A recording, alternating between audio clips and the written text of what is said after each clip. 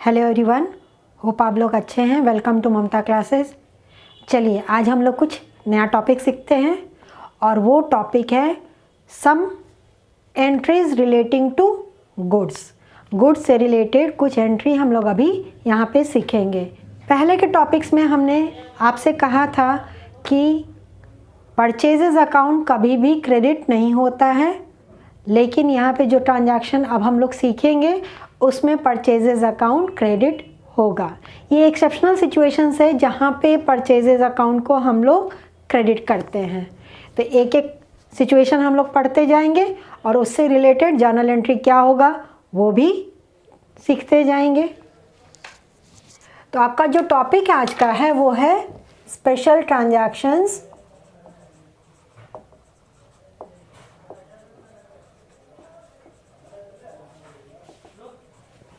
relating to goods।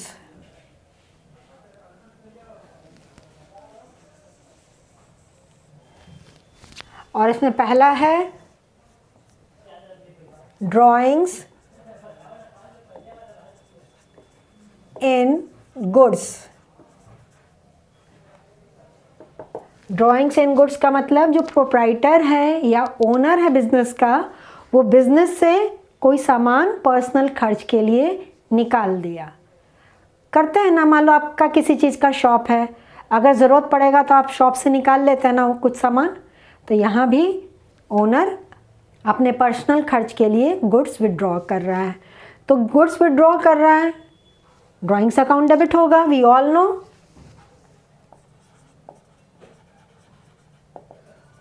Drawings account debit. और credit किसको करें? To purchases account. Purchases account को क्रेडिट कर दिए, यानी कि जो टोटल हम गुड्स परचेज करके लाए थे उसमें से जितना का गुड्स ओनर के द्वारा विड्रॉ कर लिया गया है यहाँ पे क्रेडिट कर दिए, तो परचेजेज मेरा लेस हो गया। सपोज़ कीजिए आप 1 लाख का माल लाएं, तो वहाँ पे हम एंट्री जो पास करते हैं वो होता है purchases account debit to cash या बैंक अकाउंट अगर कैश परचेज करके लाए हैं, और टू क्रेडिटर्स अकाउंट अगर उधार खरीदे हैं। दोनों में से कुछ भी हो सकता है। तो 1 लाख का सपोज कीजिए आप माल खरीद के लाए हैं, और इस 1 लाख में से 5,000 का माल विड्रॉ कर लिया गया ओनर के द्वारा, तो 5,000 क्या हो जाएगा? लेस हो जाएगा। तो परचेज कितना हमारा एक्चुअल हुआ? 95,000। तो यहाँ परचेजेस क्रेडिट कर दिए with 5,000, debit minus credit, balance is 95,000। तो इसलिए हम यहाँ पे परचेजेस अकाउंट को क्रेडिट कर देते हैं। अंडरस्टूड? दूसरा, goods given as charity. Charity के रूप में आपने गुड्स दे दिया, कैश ना दे करके आपने सामान दे दिया। अभी जस्ट कोविड का सिचुएशन था, बहुत लोग सामान बांट रहे थे, राशन बांट रहे थे, चावल दाल आटा बांट रहे थे ना, चैरिटी कर रहे थे, तो वहाँ तो सामान डिस्ट्रीब्यूट हो रहा था। तो अगर चैरिटी के रूप में गुड्स देते हैं तो उसकी एंट्री तो होनी चाहिए। तो क्या एंट्री होगा? चैरिटी अकाउंट डेबिट, और कैश ना दे करके गुड्स दे रहे हैं तो टू परचेजेस अकाउंट। यहाँ भी परचेजेस अकाउंट को क्रेडिट कर दिए, तो मेरा परचेजेस जितना का चैरिटी दिए हैं उससे कम हो जाएगा। कॉन्सेप्ट समझ में आ रहा है? Next, goods distributed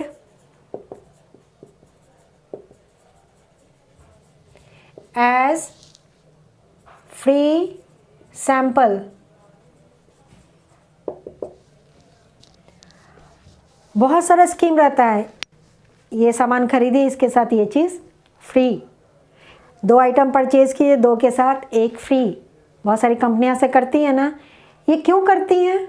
it is just to promote sales, it is a kind of advertisement. तो आपका सेल बढ़ाने के लिए कंपनी ये सब ऑफ़र देती है। तो अब गुड्स फ्री सैंपल के रूप में बांट रहे हैं तो वो एडवर्टीजमेंट ही होता है। इसलिए इस केस में हम किस अकाउंट को डेबिट कर देंगे? एडवर्टीजमेंट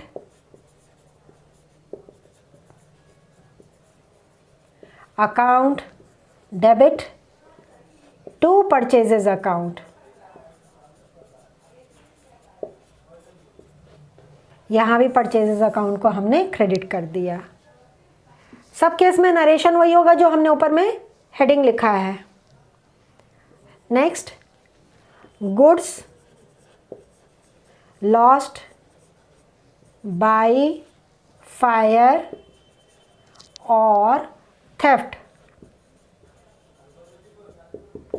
यानी कि आपका गुड्स लॉस्ट हो गया किस वजह से?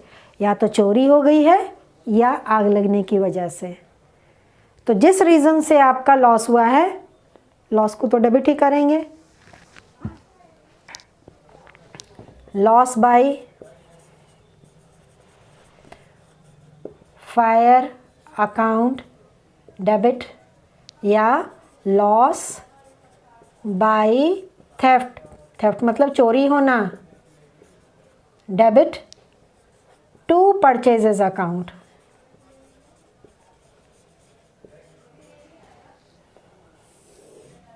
यहाँ भी मेरा परचेजेस जितना से लॉस हुआ है स्टॉक का, गुड्स का, उतना से परचेजेस अकाउंट को क्रेडिट कर दिए, मेरा परचेजेस कम हो गया। अब ये जो लॉस हुआ है बेटा जी, कभी कभी हम गुड्स का इंश्योरेंस करवा लेते हैं कि अगर किसी तरह से कोई लॉस हो गया बाय चांस, तो उसका क्लेम हम इंश्योरेंस कंपनी से रिकवर कर सकते हैं। तो अगर इंश्योरेंस कंपनी से ये गुड्स इंश्योर्ड है तो उसके लिए क्या एंट्री होगा? Let's see. इसी टॉपिक से रिलेटेड है, इस वाले से।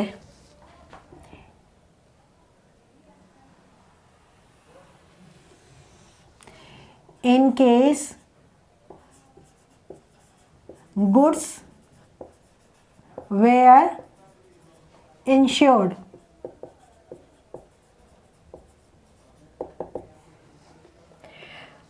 तो इंश्योरेंस कंपनी को अपने आप तो पता नहीं चलेगा कि हाँ भाई मेरा किस कस्टमर का क्या लॉस हुआ है। आपको जाकर इंश्योरेंस कंपनी में क्लेम तो करना पड़ेगा ना, तभी तो इंश्योरेंस कंपनी आएगा जो उनका प्रोसेस उसको फॉलो करेगा, इन्वेस्टिगेशन करेगा। उसके बाद डिसाइड करेगी कंपनी कि आपको फुल पेमेंट करना है या फुल पेमेंट नहीं करना है।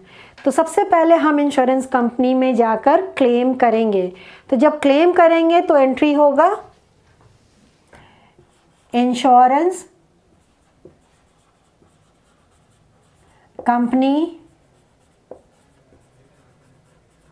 और इंश्योरेंस क्लेम अकाउंट डेबिट। या तो इंश्योरेंस कंपनी को आप डेबिट कीजिए या इंश्योरेंस क्लेम को डेबिट कीजिए, दोनों में से आपकी मर्जी, किसी को भी कर सकते हैं। इंश्योरेंस कंपनी को हमने इसलिए डेबिट किया है क्योंकि इंश्योरेंस कंपनी से हमको रिकवर करना है, पैसा लेना है, इसलिए हम इसको यहाँ पे डेबिट कर दिए हैं। तो लॉस बाय फायर और थेफ्ट अकाउंट, तो यहाँ लॉस बाय फायर और थेफ्ट को डेबिट किए थे तो यहाँ पे उसको हम क्रेडिट कर दिए। नरेशन, क्लेम लॉस्ड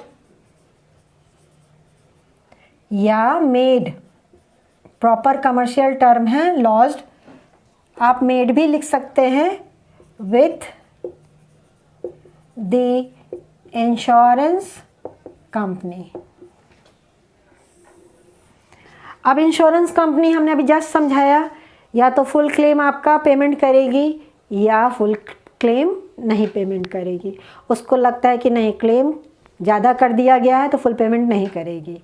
तो अगर फुल पेमेंट करता है तो उसकी एंट्री दूसरा होगा, पार्ट पेमेंट करता है तो उसके लिए दूसरा एंट्री होगा। थोड़ा सा डिफरेंस तो आएगा ना।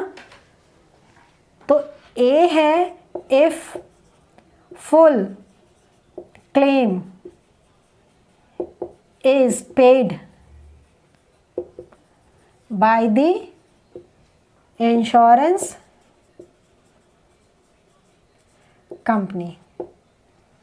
पूरा पैसा मिल रहा है तो बैंक अकाउंट डेबिट, बैंक ही लिखिएगा, नॉर्मली कैश में पेमेंट नहीं करती insurance company. To insurance company और टू इंश्योरेंस क्लेम अकाउंट। इस जर्नल एंट्री में आपने अगर इंश्योरेंस कंपनी डेबिट किया था तो क्रेडिट करेंगे इंश्योरेंस कंपनी को, अगर इंश्योरेंस क्लेम डेबिट किए थे तो इंश्योरेंस क्लेम को क्रेडिट करेंगे। तो फुल पेमेंट मिल गया तो यही एंट्री होगा, full claim received from insurance company. और अगर फुल नहीं मिला तो पार्ट अमाउंट या claim received from insurance company.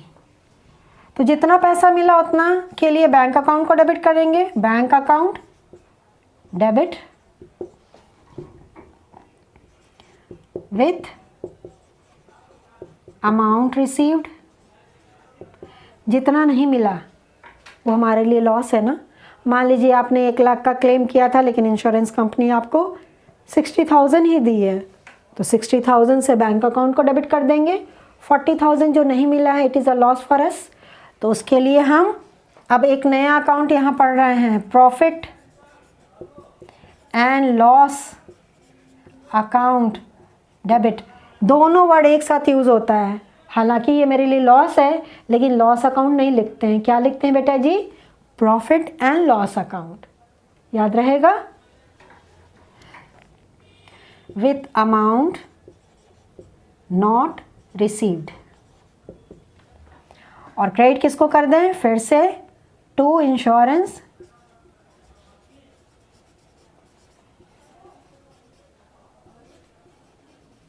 Company account और टू इंश्योरेंस क्लेम अकाउंट। यहाँ पे जितना परसेंट मिलता है ना उतना लिख देते हैं, डैश परसेंटेज रिकवर्ड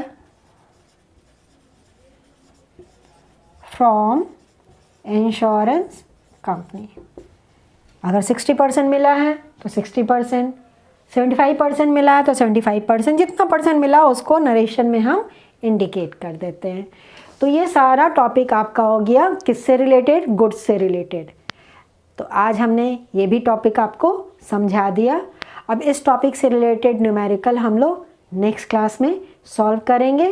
इसको अच्छे से आप लोग समझ लीजिएगा। मिलते हैं नेक्स्ट क्लास में, तब तक अपना ख्याल रखिए, खुश रहिए, बाय।